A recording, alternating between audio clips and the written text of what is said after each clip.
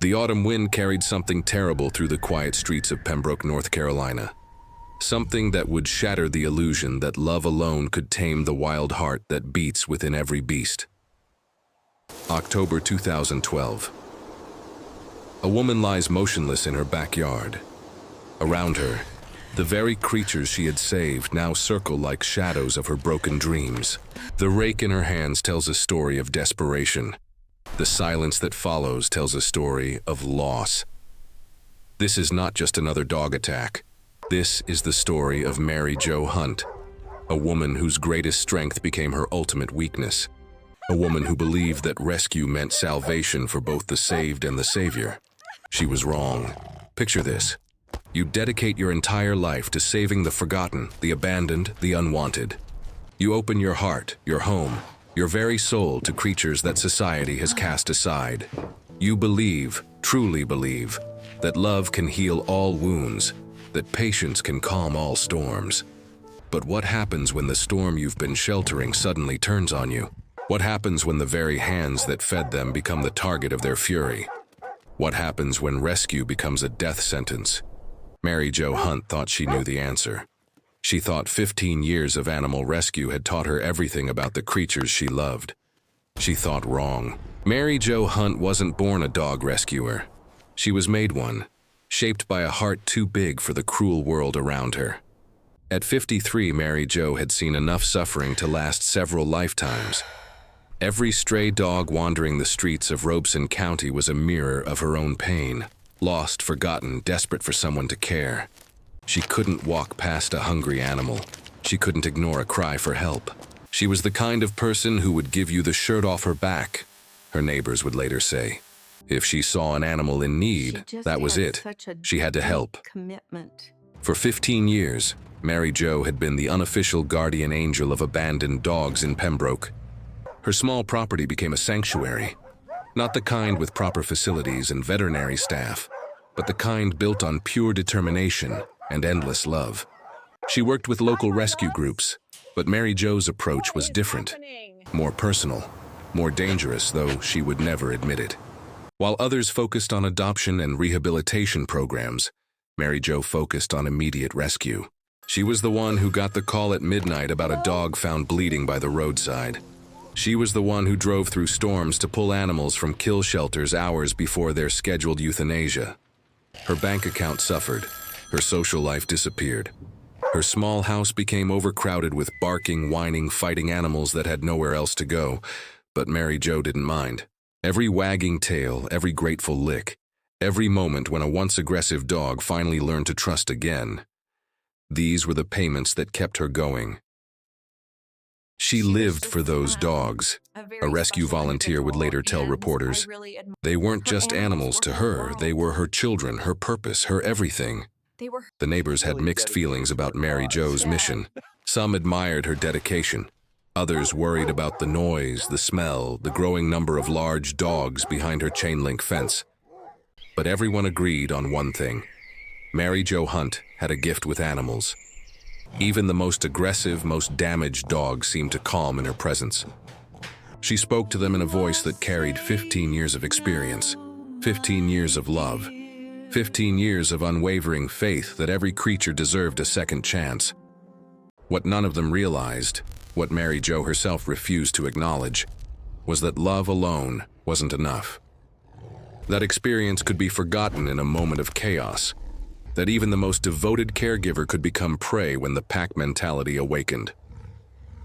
10 to 15 dogs lived on Mary Jo's property that October. The exact number would become crucial later, when investigators tried to piece together what went wrong. Most were pit bull-type dogs, the breed that filled shelters and faced euthanasia more than any other. Mary Jo specialized in these misunderstood animals, believing that their reputation for aggression was nothing more than human prejudice and poor training. She was partially right. Individual pit bulls could be gentle, loyal, loving companions. But Mary Jo had created something far more dangerous than individual dogs. She had created a pack. In the wild, dog packs operate under strict hierarchies. There's always an alpha, a leader who maintains order through dominance and, when necessary, violence.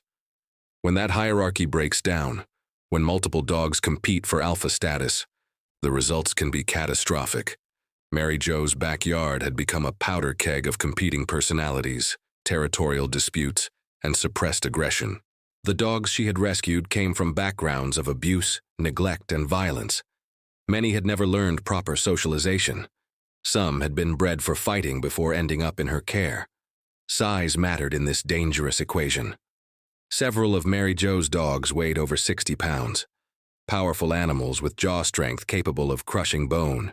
Mixed breeds with pit bull genetics, their muscular frames and determination made them formidable opponents in any conflict.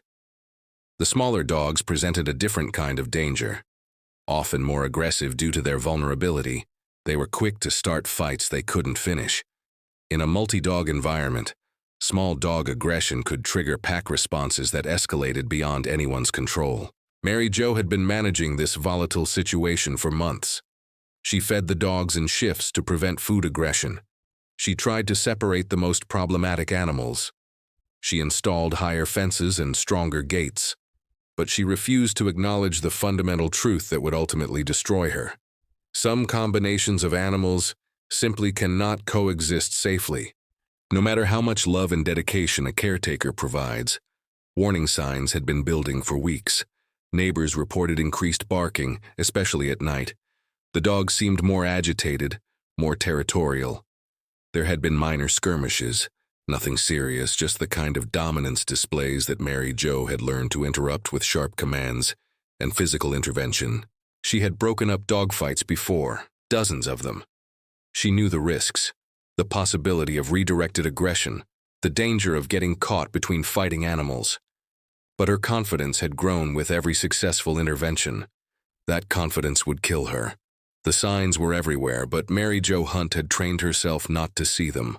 3 weeks before the attack, a neighbor called animal control about excessive barking and aggressive behavior from the Hunt property. The complaint was filed, but never investigated due to budget constraints and understaffing. 2 weeks before, Mary Jo herself mentioned to a fellow rescuer that her dogs seemed a little more wound up than usual. She attributed it to the changing weather, the stress of overcrowding, the natural territorial disputes that occurred when too many alpha personalities shared limited space. She was making plans to relocate some of the animals. She had contacted other rescue groups about taking a few of her more difficult cases. But these things took time. Time to find appropriate placements, time to complete paperwork, time that Mary Jo Hunt didn't have. 1 week before the fatal attack, neighbors reported seeing Mary Jo in her backyard with a large stick, trying to separate 2 fighting dogs. The incident lasted several minutes before she regained control. She looked shaken up, one neighbor later told police. More shaken up than I'd ever seen her. But when I asked if she was okay, she just smiled and said, "It's all part of the job." The job was killing her, piece by piece, day by day. The constant stress of managing aggressive animals was taking its toll on Mary Jo's health, her judgment, her reflexes. At 53, she wasn't as quick as she used to be. She wasn't as strong as she needed to be. But she was just as determined as ever to save every animal that crossed her path. 3 days before October 11th, Mary Jo rescued another dog. A young pit bull mix found abandoned near the interstate. Despite having no space and no resources for another animal, she couldn't say no to those pleading eyes. The new arrival disrupted the fragile balance she had maintained. Territorial disputes erupted immediately. The established pack viewed the newcomer as a threat, a competitor for food, attention, and dominance. Mary Jo tried to manage the situation with temporary barriers and careful supervision. She planned to find the new dog a permanent home within days. She never got the chance. Morning came gray and cold to Pembroke, North Carolina. Mary Jo Hunt woke up to the familiar symphony of barking dogs demanding breakfast, attention, and relief from their overnight confinement. This was her daily routine: feeding, cleaning, medicating, and monitoring over a dozen rescue dogs with complex needs and volatile personalities. It was exhausting work that she had been doing for 15 years without serious incident. Today would be different. At approximately 10:30 a.m., something triggered a fight between two of Mary Jo's larger dogs. Witnesses later described hearing intense barking and snarling. That was different from the usual noise. More aggressive, more sustained, more desperate. Mary Jo grabbed her rake, a tool she had used successfully many times before to separate fighting animals without putting her hands at risk. She stepped into the backyard with the confidence of someone who had faced this situation hundreds of times. But this time, the fighting dogs were not alone. As Mary Jo approached the conflict, other dogs began to gather. The pack mentality that had been building for weeks finally reached its breaking point. What started as a dispute between two animals quickly escalated into something far more dangerous. The smaller dog that had initially been involved in the fight became the trigger for pack aggression. As Mary Jo used her rake to try to protect it from the larger aggressor, other dogs interpreted her intervention as a threat to the pack hierarchy. In the animal kingdom, challenges to pack order must be eliminated, even from the pack leader's human. At 10:47 a.m., a neighbor heard Mary Jo scream. It wasn't the kind of scream that comes from surprise or minor injury. It was the sound of someone who suddenly understood that everything had gone terribly, catastrophically wrong. The neighbor looked over the fence and saw a sight that would haunt her for the rest of her life. Mary Jo Hunt was on the ground, surrounded by several large dogs. She was still moving, still fighting, still trying to use her rake to defend herself. But she was losing.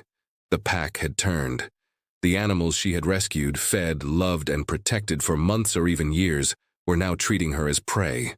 Their survival instincts had overridden 15 years of trust and affection. Mary Jo's screams grew weaker. The rake fell from her hands. The neighbor ran inside to call 911, her own screams now joining the horrible chorus coming from next door. 911, what's your emergency? There's a woman being attacked by dogs. She's in her backyard and they won't stop. Please send someone now. The call came in at 10:48 a.m. The dispatcher immediately sent multiple units: sheriff's deputies, animal control officers, and emergency medical personnel. In situations involving aggressive animals, protocol required law enforcement to secure the scene before medical teams could provide treatment. But Mary Jo Hunt didn't have time for protocol. Deputy Sarah Mitchell arrived first at 10:52 a.m.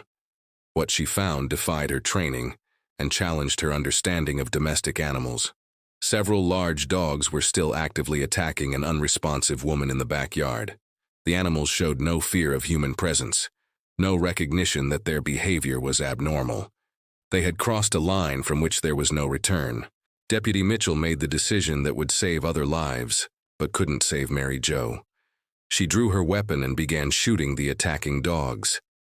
"I've been a deputy for 12 years," Mitchell later told investigators. "I've seen car accidents, domestic violence, overdoses. But I had never seen anything like this. These weren't pets anymore. They were predators, and they had killed their owner. 3 dogs died at the scene.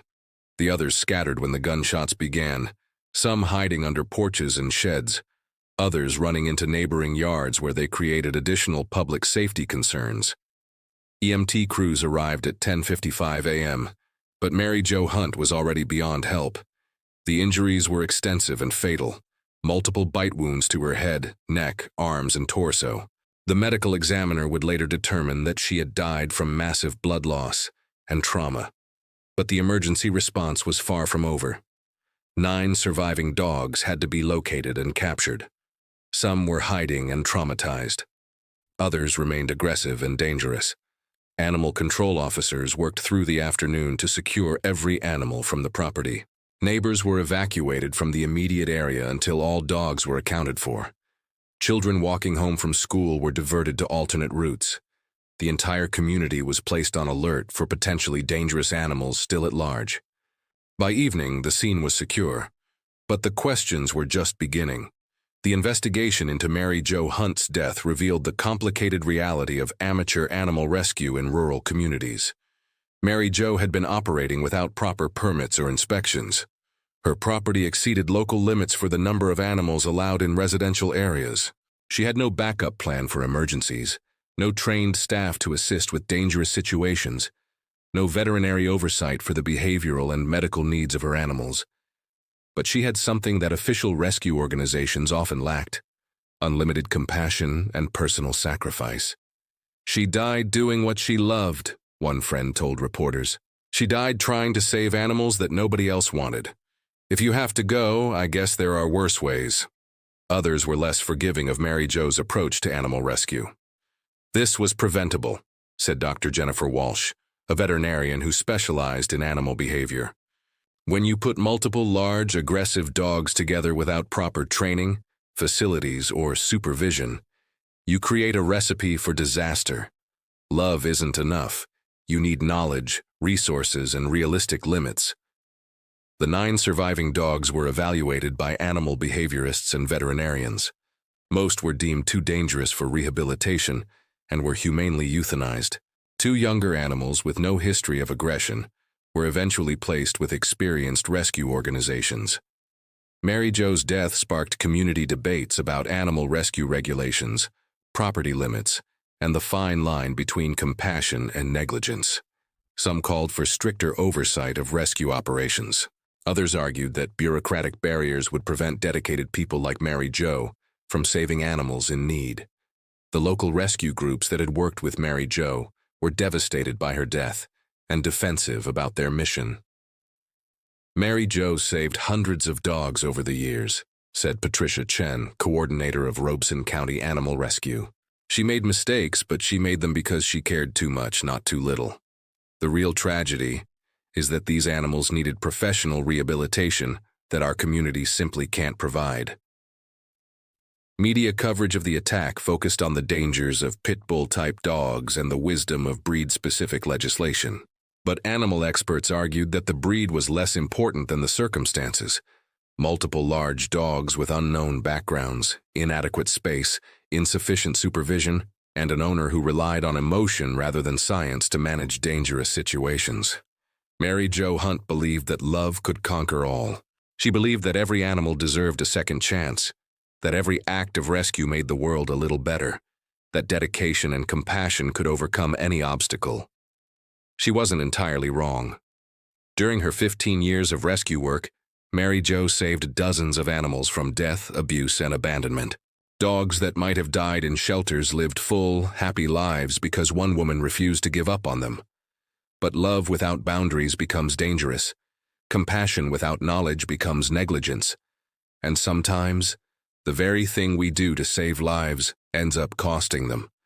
The tragedy of Mary Jo Hunt isn't that she loved animals too much. It's that she loved them without understanding the limits of what love alone could accomplish. In the end, the woman who dedicated her life to saving animals became another casualty of the complicated relationship between humans and the creatures we try to domesticate, rescue, and control.